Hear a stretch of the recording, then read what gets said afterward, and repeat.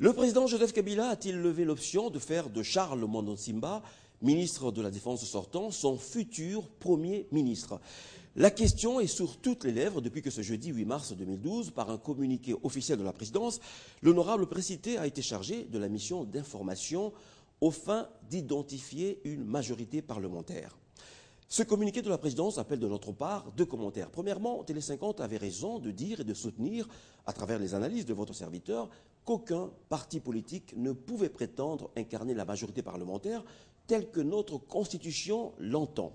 Deuxièmement, le fait pour le président de confier à Mondo Simba la mission de l'informer de l'existence d'une coalition des partis politiques susceptibles de soutenir l'action du futur gouvernement ne veut pas dire qu'il a déjà levé l'option d'en faire son futur Premier ministre.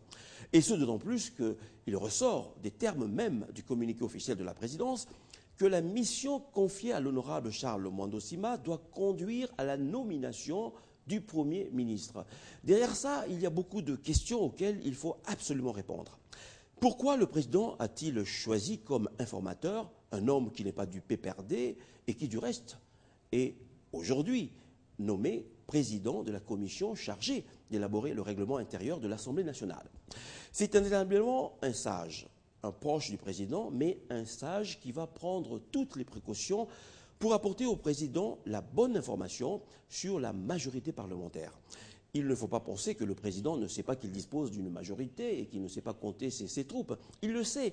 Mais je pense que le président voulait, démontrer qu'il est respectueux de la Constitution, de la procédure déterminée par ce texte fondateur, à savoir qu'à partir du moment où aucun parti politique n'avait atteint la barre de 251 sièges, il fallait passer par un informateur et non un formateur, comme certains hommes politiques le pensaient à tort.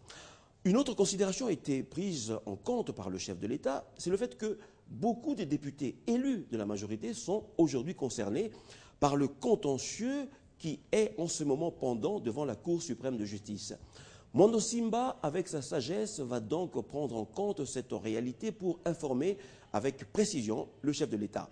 Alors, si Mondo Simba réussissait cette mission, est-ce que le président de la République peut raisonnablement confier la mission de former le futur gouvernement à quelqu'un d'autre? La réponse est oui, même si Mondo Simba, là aussi, garde toutes ses chances. La réponse est oui parce que le communiqué de la présidence laisse entendre clairement que la mission de Charles Mondo Simba est limitée et qu'un Premier ministre sera nommé à l'issue du rapport de ce dernier. Mais ce qui est clair aussi, c'est que en choisissant un membre de son noyau dur pour cette première mission, l'hypothèse Kengo, tant évoquée dans la presse, a du plomb dans l'aile. Les jeux restent donc ouverts. Tous les autres prétendants pressentis à ce poste, à savoir Koyagalo, Matenda, Bocha, Emile Ngoy, etc., peuvent donc pousser un ouf de soulagement. Le président Kabila n'a pas encore dit son dernier mot.